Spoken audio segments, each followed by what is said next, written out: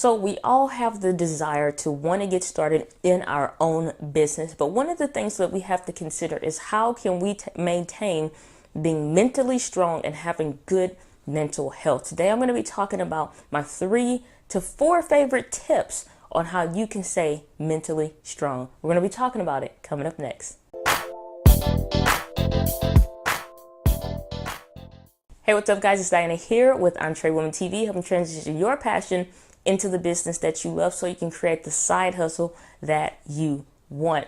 And on this channel, I do video marketing tips as well as small business development tips and personal development tips like we're going to be talking about today. So if that's something up your alley, definitely consider subscribing. One of the things that rarely gets talked about in the whole world of entrepreneurship is that you have to maintain strong mental health. And managing that mental health is super important.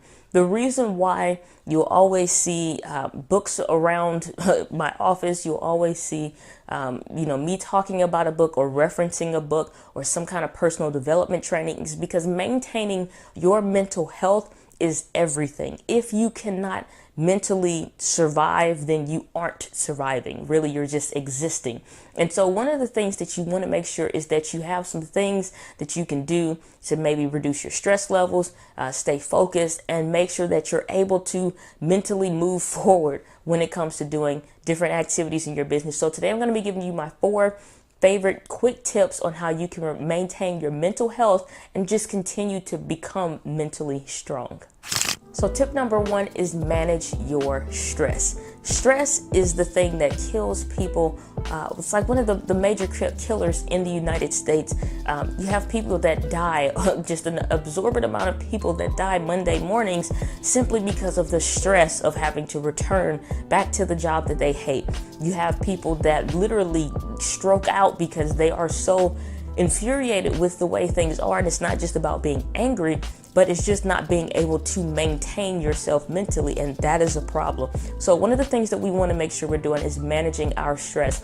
And we all tend to know what our buttons are or what our triggers are and the things that really make us upset. And if you know what those things are, then you need to know how to avoid them or not leave your buttons so accessible for someone to push it. So we have to guard ourselves much more than maybe the average person, because not only do we have, family life, not only do maybe still work a job, but we also are managing a business, and that requires even more of yourself, and you're going to get stressed out. There is no way that I'm going to lie and sit here and say that you can run a business and not be stressed out, or that you're going to start a business and not experience some levels of stress. It's going to happen.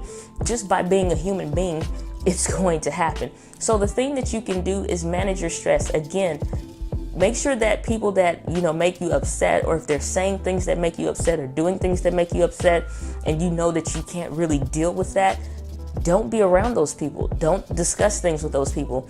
People always have this person around, typically in their life. It's always about 1 or 2 of them, and they just want to dump on you. The challenges and the frustrations of the world and life are just always on them. They are so negative. They never say anything positive, and they want to call and tell you about it every single day. One of the things that Jim Rohn, one of my favorite teachers, would say is that if you wouldn't let somebody throw trash or garbage in your home, just bring a bag of garbage over and just drop it, why would you let them do that in your brain, in your mind, emotionally and mentally? So if you're not going to let somebody come throw trash in your house, don't let them come throw trash in your brain, in your ear, just in your world. Maybe you need to create a season of separation from those people. And there are times that you have to do this for the next 90 days. I'm not going to be accessible to you, or I'm not going to be able to talk like we usually would. I need 90 days. And I'll call you back.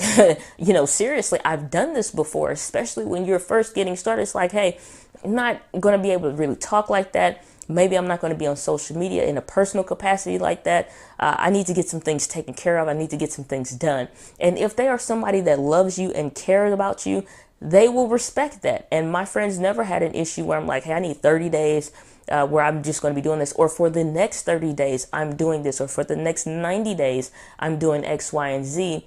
and I'm going to be super laser focused. And unfortunately, I'm not going to have a lot of time for the things that we used to do. I've also had some people where I've had to completely discontinue those relationships because they were so toxic.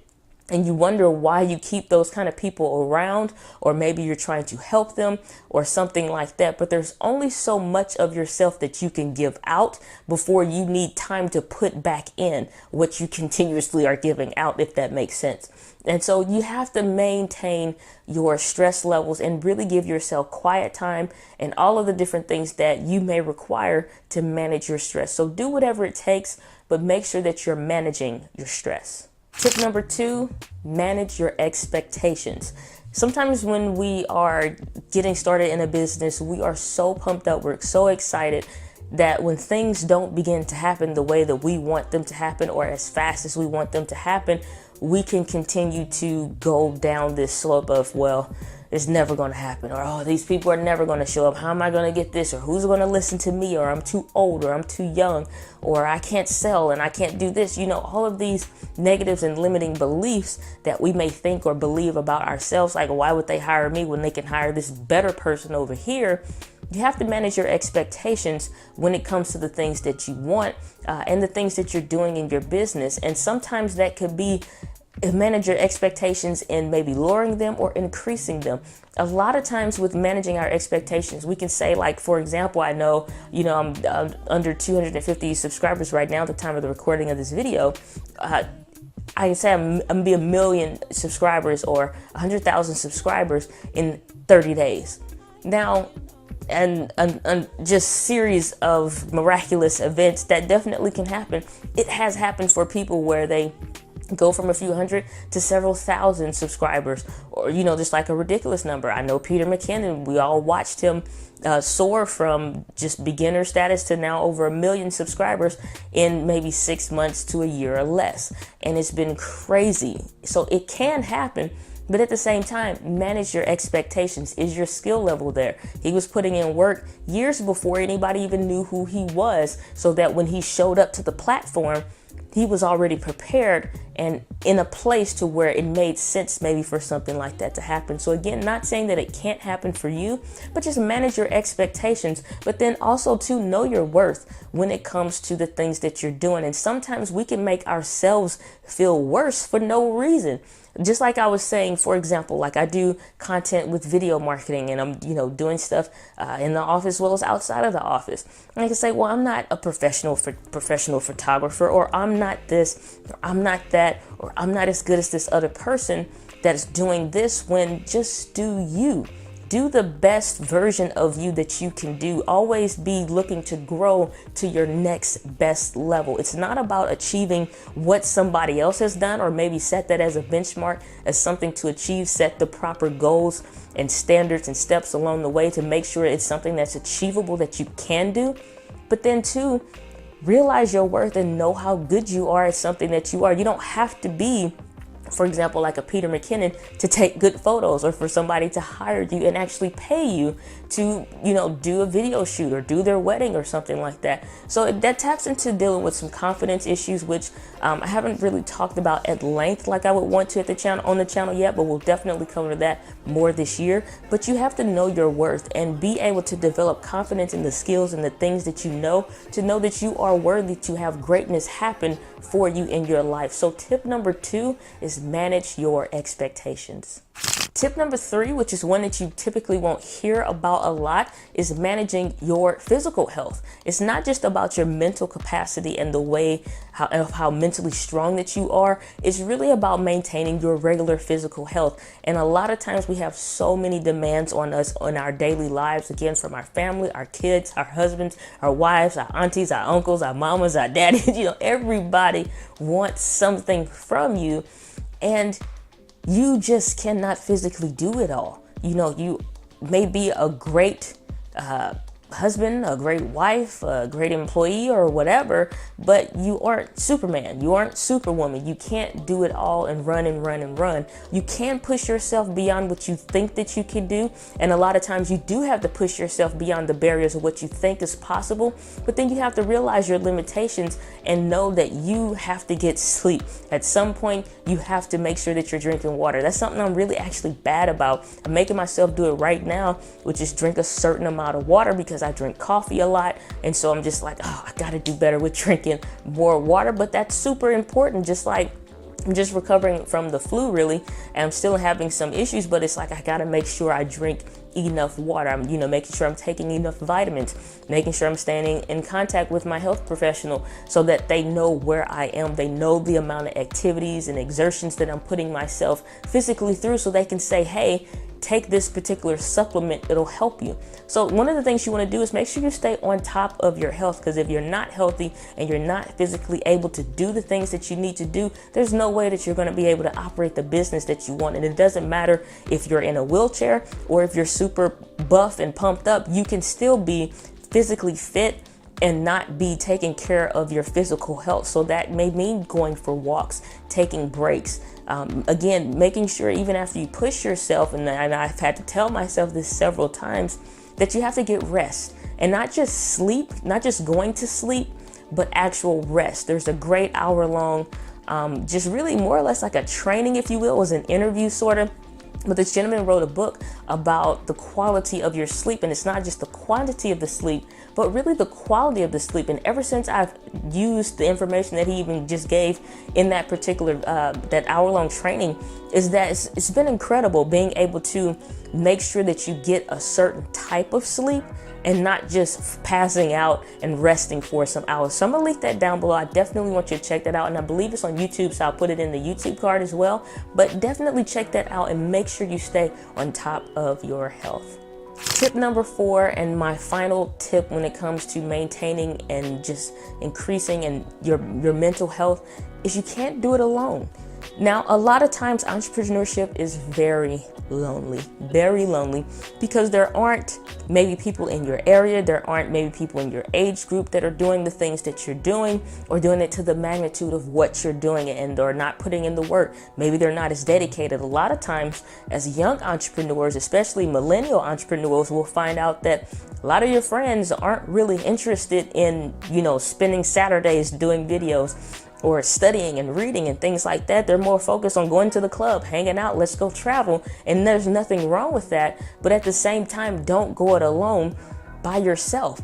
Entrepreneurship can be lonely, but know that you are in business for yourself, but not by yourself. And so the reason why it's so very vital and important to me to create a community here on YouTube, as well as on Facebook, even for the people that follow on Instagram and all of those different things and platforms, is to create a community with like-minded people that are interested in the same types of things, but then also understand the same types of struggles that you may be going through, or even I go through. A lot of times, like, I'll talk about different things here on the channel that I'm experiencing, or different challenges that I've had in the vlogs that I'll do, because you want to know that you're not the only person going through that kind of stuff and experiencing the level of crap that you are.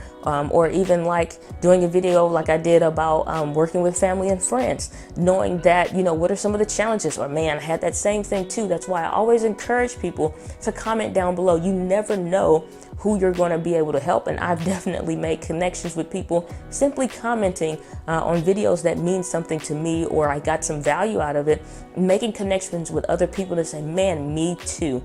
And so don't go it alone. Even if you can't physically always have somebody around, definitely get in a Facebook group with other photographers, other gymnasts, other people that are doing all the things that you want to do or that you're involved in doing. So tip number 4, don't do it alone.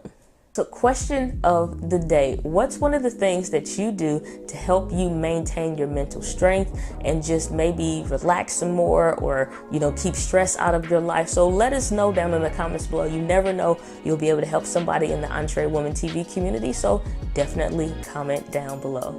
So thanks for checking out today's video. Definitely consider subscribing if you enjoyed today's video. I do more personal development videos just like I did today, as well as video marketing tips to help you really create the business that you want, even if you work a 9-to-5. So if that's something up your alley, definitely consider subscribing and join the Entrewoman TV community. But as always, my friends, live with passion, and I will see you guys on the next video.